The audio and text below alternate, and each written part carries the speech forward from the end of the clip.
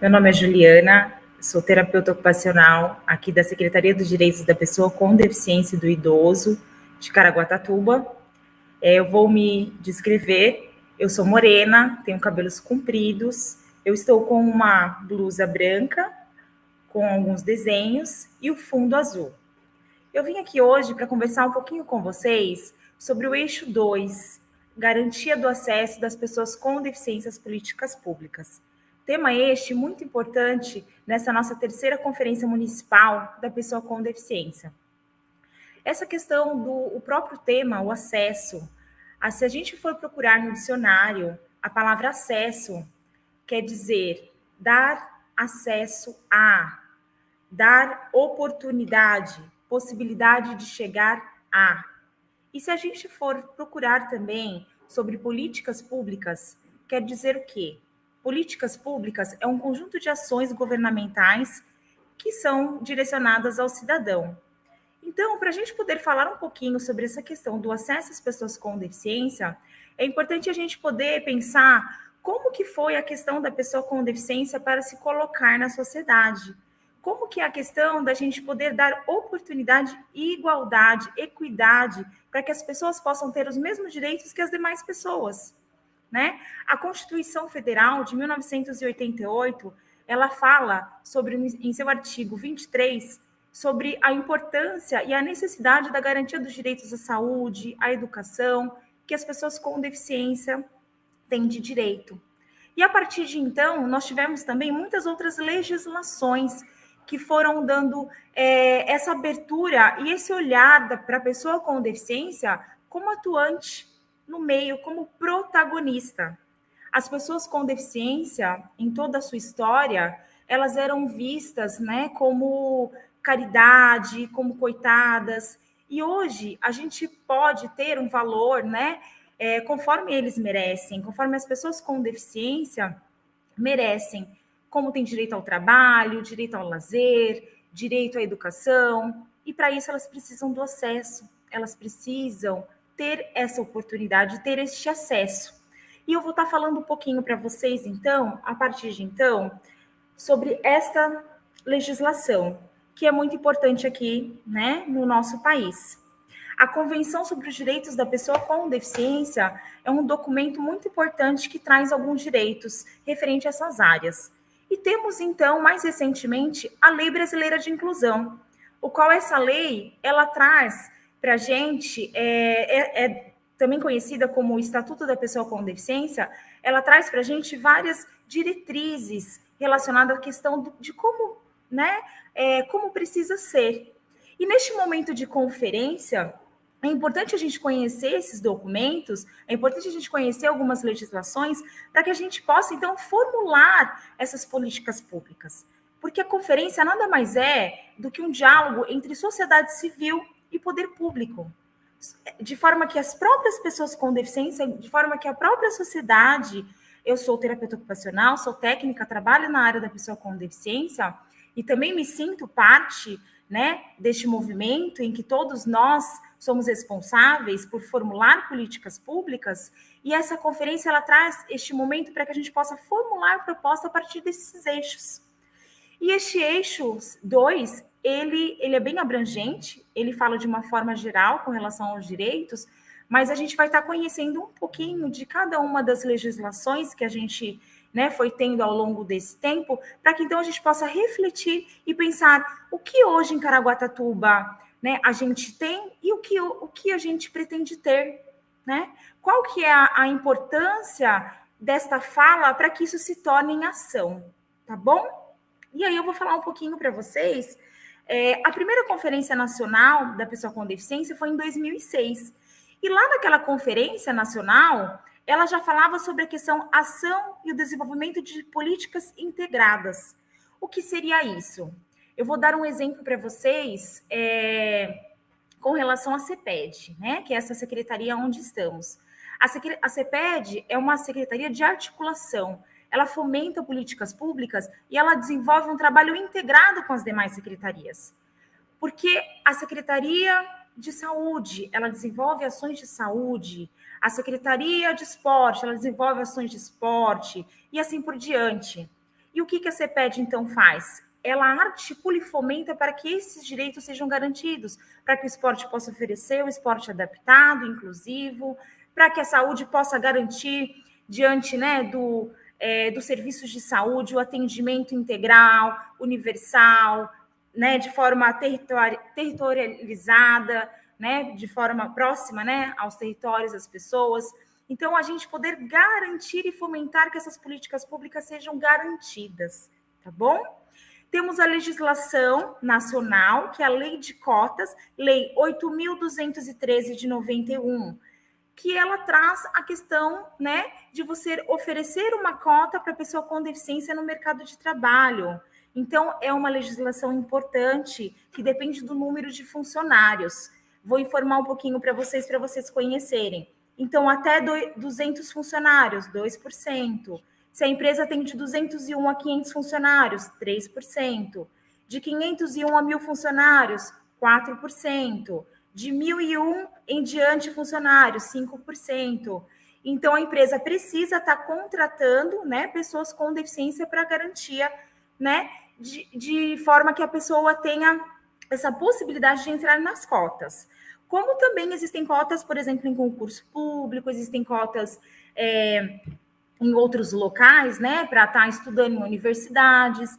E, na verdade, são ações afirmativas para que a pessoa possa ter uma ampliação de oportunidade, tá?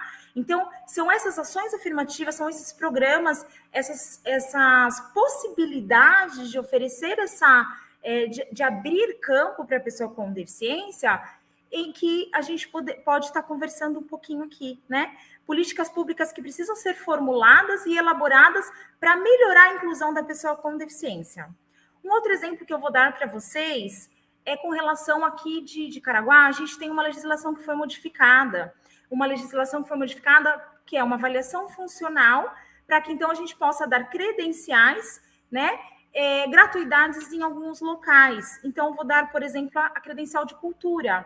A credencial de cultura é uma forma de ampliar esse acesso, porque a credencial de cultura, ela dá direito a qualquer munícipe com deficiência, munícipe de Caraguatatuba, para que possa participar das atividades culturais, entendem? Então, na verdade, você amplia a possibilidade dela de participar de um teatro, de poder sair, né? Como a de transporte, por exemplo, você amplia a possibilidade da pessoa quando você oferece a gratuidade, né, do transporte público municipal, dela pegar um ônibus e sair de casa para trabalhar, sair de casa para poder ir para um lazer, então, para estudar. Então, são possibilidades, são ações que acontecem de forma municipal, estadual e nacional, para que a gente possa permitir ir melhorando este acesso. Temos também, dentro na esfera de saúde, nós temos a Política Nacional de Saúde da Pessoa com Deficiência, o qual traz muita questão, né, da importância de se dar atenção à pessoa com deficiência, às prioridades em alguns atendimentos, ao tratamento de reabilitação, de habilitação. A política, ela inclusive, né, desde 2002, ela traz algumas diretrizes, como a promoção da qualidade de vida, que é assegurar a representação, por exemplo, da pessoa com deficiência no Conselho Municipal de Saúde. Olha que importante. A prevenção de deficiências. Sabemos que 70% das deficiências elas poderiam ser evitadas.